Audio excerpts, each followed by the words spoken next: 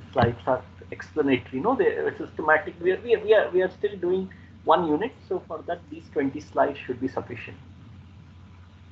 Otherwise, you will waste a lot of time, going through 1 hour. I mean, of course, you can probably fast forward it. I don't know how to, but according to this, it is recording. I don't know.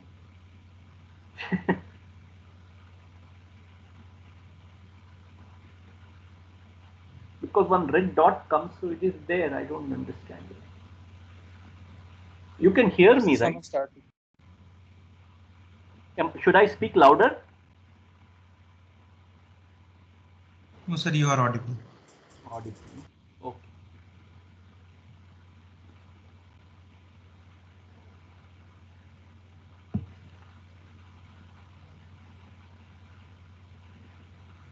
He has given symbols for benzene and toluene, so you can even label those streams by B and T.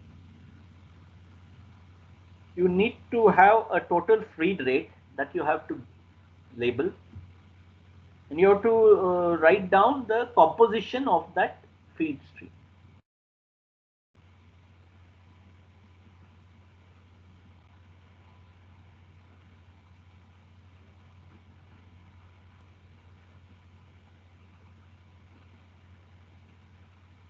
Then we do not know the flow rate of the top distillate stream, say capital D. But now, compared to the earlier distillation question we did, he has changed the specification of the bottom stream. The bottom stream is specified in a very different way. You can see on the third line.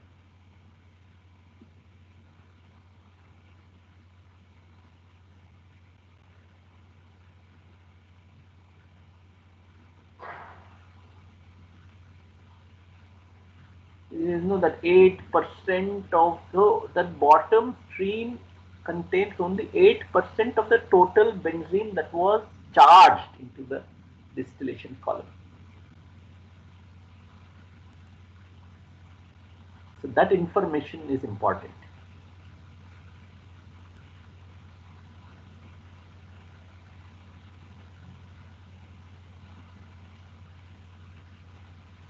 So I think that also when you label the bottom stream, of course the flow rates are not known, how much benzene and how much toluene per unit time per hour leaves, that we don't know.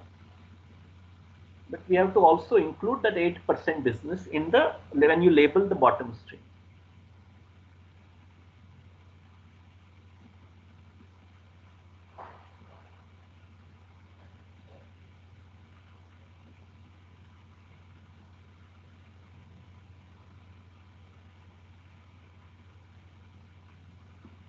So that is the variation on the earlier question. Earlier it was absolutely straight. Here also it's not it, but you have to carefully understand that 8% business.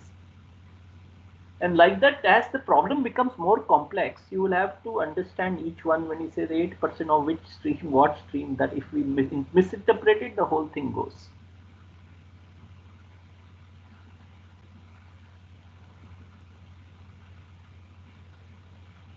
So based on this, now you can draw a flow chart. You label the stream that is coming in. You know its flow rate. You know its composition. Put those information of the incoming stream, and then label the top distillate stream and bottom raffinate stream, and then give all the variables with different symbols.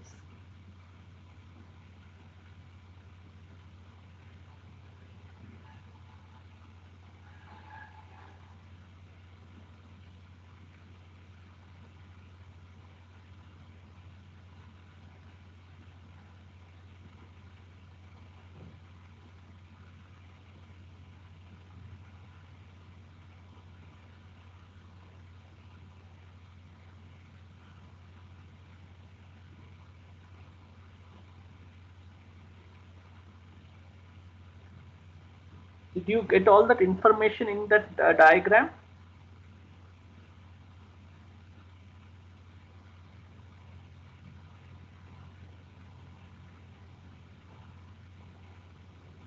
Because the first step told us draw the flow chart, right?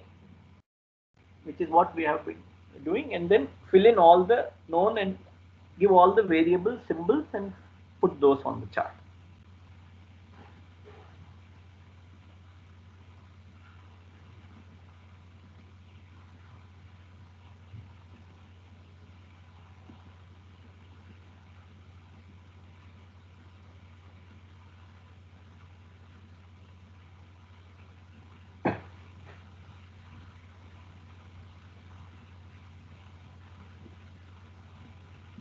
So that diagram should look like as follows. He has chosen the basis as the entering feed rate in liters per hour. He has just given m1 dot. Okay, fine. He's going to convert that, no problem. He knows the molar mass fraction of the two components in the feed.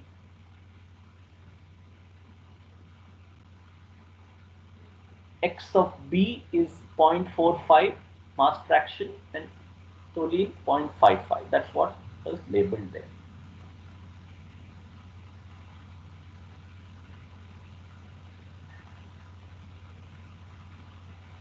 So that is the inlet. We do not know the distillate at what rate it is coming out. So that here is variable. I called what I called capital D. He has taken M2 dot. Its composition is known because 95 overhead streams benzene weight percent was or mole percent was given. So it was enriched 95% in benzene. So that's what has been labeled.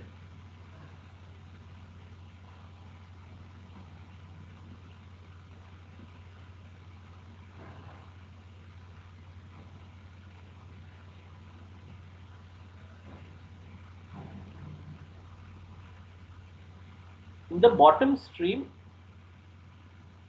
we do not know the kg of benzene flowing per hour, nor do we know the kg of toluene per hour.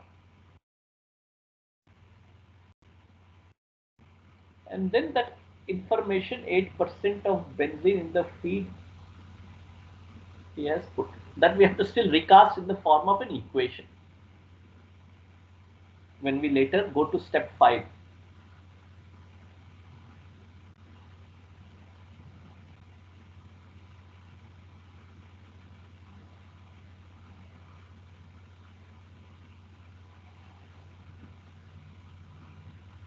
So in a way, you have put all the information in this score sheet, to give the cricket analogy. And as and when you calculate something, you can fill that number. Basis you have chosen.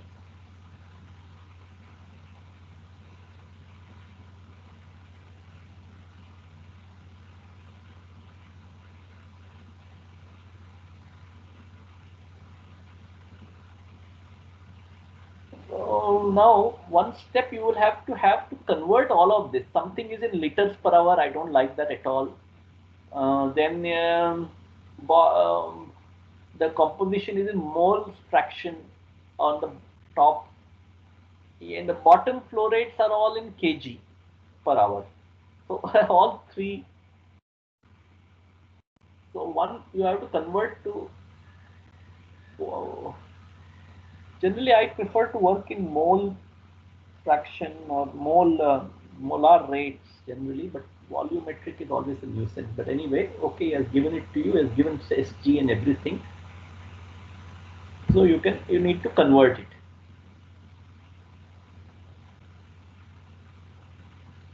So that is what he has tried to do. He has used the molecular weight of benzene, which is 78, and molecular weight of toluene, which is 92, and he has converted that from moles to mass. So he is taking that all in mass basis.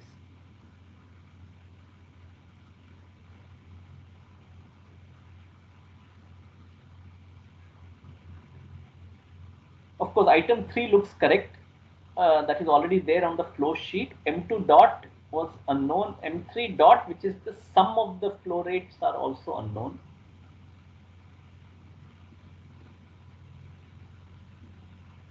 And of course, there are only two components, so that the fractions of the mass have to add to 1.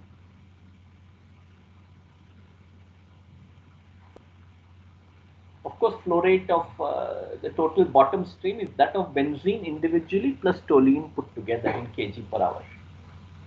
That is all that M3 dot is. That is what it is telling us, that equation. And indeed, mass fraction of benzene in the bottom stream is indeed the ratio of the flow rate of the benzene in the bottom stream divided by the mass flow rate, total mass flow of the bottom.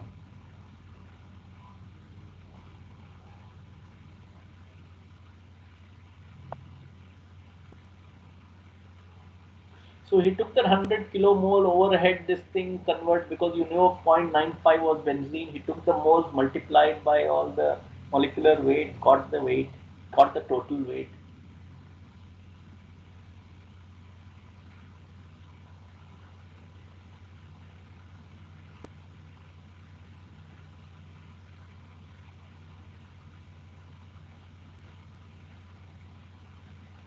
The problem is what was given to you as a fraction in the statement was, you see, it was mole per mole. That's not the same as kg per kg. So you won't get 95 here. So you get something like, in this case, 0.942 kg per kg. But it's not too different, but that's just by chance. That's because it could be different, right? So he's working on it. So now everything is in kg. Input is in kg, bottoms are in kg. Now we have to worry about the equations. Let's see if you can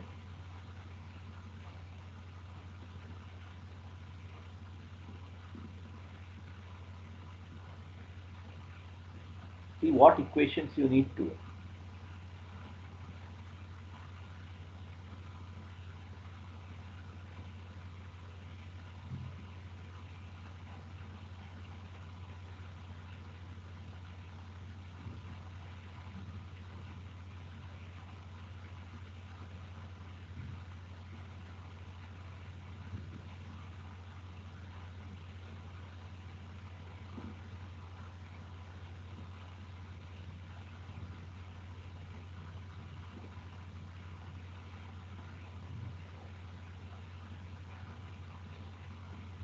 So,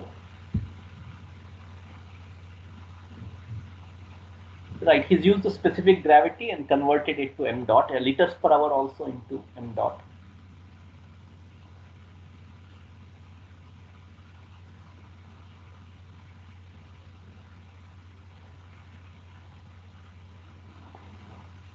%8 of the be in the feed. You know, m1 dot,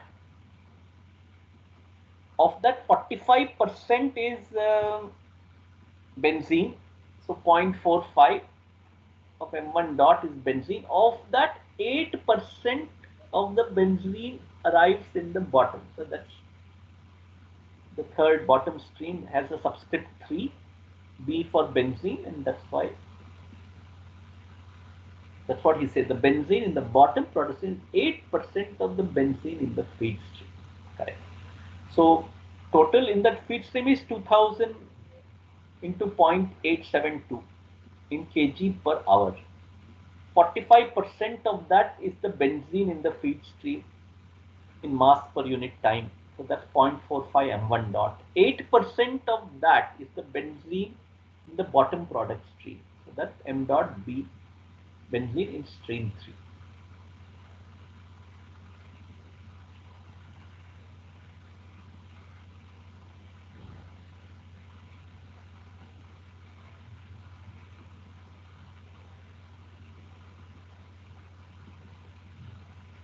Then he writes the component balances.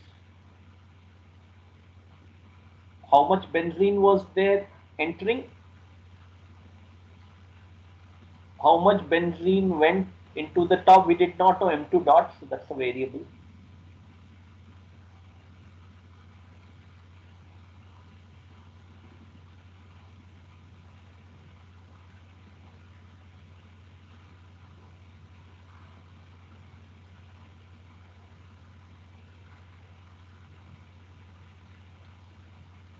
See, he labeled YB2, he introduced that, no, YB2 was in kg per kg. I don't like to use small y as kg per kg because y always is reserved for more volatile mole fraction. But okay, different people use different conventions, not a problem.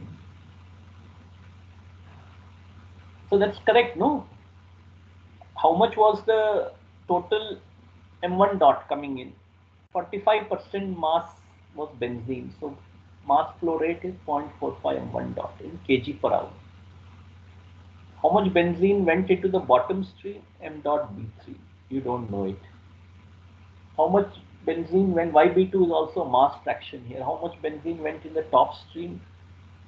The mass fraction YB2 of benzene in the top stream into the total mass flow rate of that stream. M2 dot. M2 dot, you do not know. Why has circled it? You don't need to circle it. You know what you know. I mean, M dot B3, you know, because he gave that 80% business, isn't it? M1 dot you already know because that was your volumetric flow rate, which was your basis to start with. You only converted it into kg per hour. That was the total mass flow rate. So you then the benzene you did. So here there is only one unknown.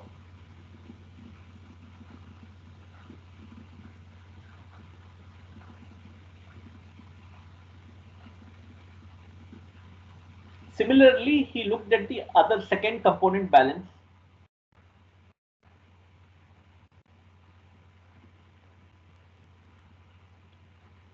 Total toluene 2000 liters per hour into 0.872 in kg per hour. The total mass flow rate, that 55% of that is toluene. So that's the entering toluene. Toluene is again there in both the streams, top as well as raffinate. So the bottom stream, we don't know what is the mass flow rate. That is M dot of stream 3 of toluene. Obviously, if the weight fraction of benzene in the top stream was YB2, Y of benzene in stream 2, 1 minus that is the weight fraction of toluene in the top stream, times the total kg per hour of that stream, which is stream 2. So M2 dot is the variable, right?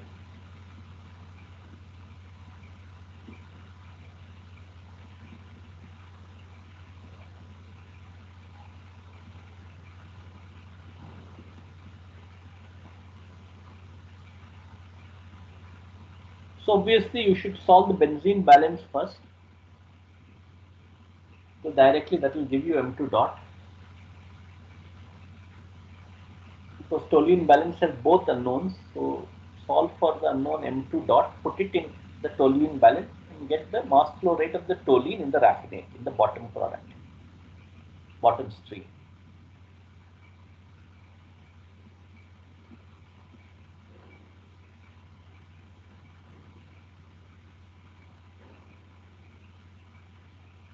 Okay, so now solve the equations. Do the algebra is what he says. And you can always verify it with the total mass balance. That's what he has tried to do. M1 dot is the total M2 dot in the top stream plus the benzene and toluene in the bottom stream. So that he checks.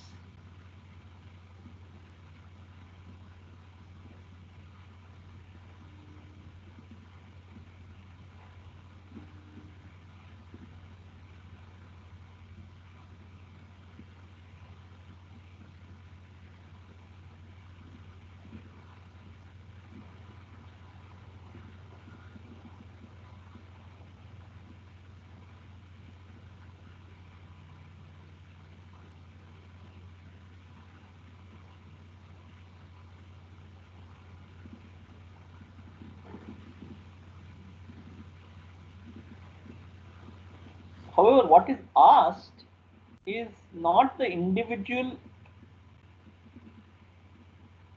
no, it's okay. 62. Well, the individual flow rate, mass flow rates of benzene and toluene are asked. So that is one is 915 kg per hour and 62.8. But what is also asked is the composition of benzene in stream 3, right? So that he just divides. I mean, essentially, you have each individual quantity, so you just find out the ratios.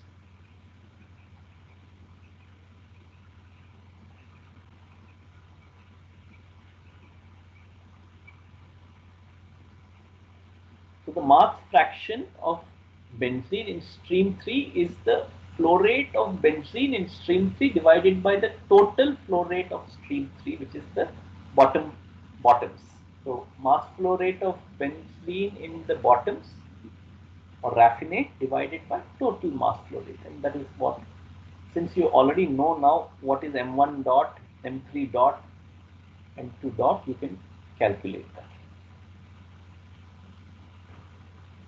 So that is the composition in kg per kg of benzene in the raffinate.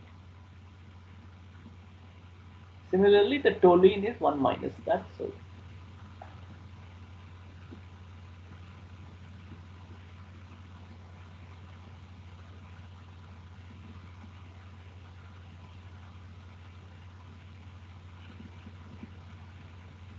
So essentially, all we have done is all the steps you have applied consciously to this question. But essentially, you can do this mentally, right? I mean, it is much faster than what we have tried to go through all the steps. The thing is, from say tomorrow, we want to now look at something little more complicated, right? So it's good to follow those steps. In other words, write the basis, write the flow diagram, label the knowns, label the unknowns, write the quantities that are known, convert all of them to the same unit, then see how to do the balance, and then see whether you have the enough equations, then write the equations, then solve, then calculate the additional parameter or quantities that is asked in this. So this, it would be good to do it. So suppose a question that we want to start tomorrow, it's actually a question that doesn't happen much in non-reactive systems, but we have to see how to have, but it's very common in reactive systems. Whenever a reaction is taking place in the reactor, you see, if you send something with a certain residence time, because you are flowing it at some rate q and you have volume, so v by q is a residence time of that reactor, you cannot expect that in one pass you will convert the reactants completely to product. That will never happen. In no reaction will that happen. Whether it is a stirred tank or some other continuous plug flow type reactor, I have never seen that happen. So then how do you actually get a higher conversion? The general solution that industry has found for this is to take the output stream coming from the reactor and then recycle a part of that, a fraction of that, back into the overall feed. In other words, you have a feedback loop going from the output into the input of the reactor, and this recycled stream is getting mixed with the feed stream. In other words, you have a composite stream that is entering the reactor, which is a fresh feed at a constant flow rate, plus this recycled stream, both sum of total is entering into the reactor. This way, whatever, of course, you are not recycling everything. You would be separating your product from, say, by condensation, you would separate your product and you will only recycle the stuff that did not get condensed, assuming that the condensate is your product. This way, you have given another chance, another pass, if I may call it, to the reactor to convert all the unconsumed and unconverted, what was not converted to product. And you can essentially repeat this in a continuous process. You can repeat this as many times as you want. You can have a third pass and a fourth pass until you get the desired level of conversion. Or you can specify the final, in the final, after the recycle has been fed off, you can obtain what was the specification, and that you can be specified. So you can keep on recycling until you measure at the output what you are getting the product or what composition you are getting, and that's over there. Now, however, we have not yet gone to reactive systems. So one way by which we can do this by a physical change is by evaporating something and even crystallizing something so that you have a solid product. So assuming crystals are the product, we can say that this evaporation is like a reactor, and we want all the uncrystallized mother liquor back to the evaporator. So this way you will have at least, you will solve two problems at the same time. You will go to at least a 2-unit system. One is an evaporator, second is a crystallizer, and third you will have a recycle. So maybe we can add this in 2 steps. We first do a 2-unit problem. Let us see how to do it for a 2-unit or a multiple unit, and generalize it to multiple units. And then to this multiple system, we will add feedback loops. In principle, we can add a feed-forward loop also, another variant of it. So let us see what different things we'll do. So we'll start from the more simpler 2-unit problem, then go to multiple units without recycle or feed-forward, what is called purge actually in our language. And then we will add those loops and keep working out a problem so that you can do that. So that makes the thing much more interesting and more realistic to what we actually found in actual processes. Okay, so we have now come to the end of what we wanted to do, because we have to move on. What we have done on single unit is about it without any chemical reaction, right? And then we have seen how to systematically do this. We have looked at a number of problems, simple problems. Some are batch, some are continuous, and we have come up with a mnemogram set of prescriptions 1, 2, 3, 4, 5, 6, 7, 8, which you can follow, which is quite intuitive to you all, and you do not have to formally write all of that. But it would be good if you can draw the diagram and put those things on the diagram. It will help you. Right, and it will especially help us when we go towards the end of October, when we reach more complex situations and in mass balance. It will definitely help. So next time I will take some more multiple unit systems, and that will be more interesting, and then we can share all the slides. All right, thank you very much.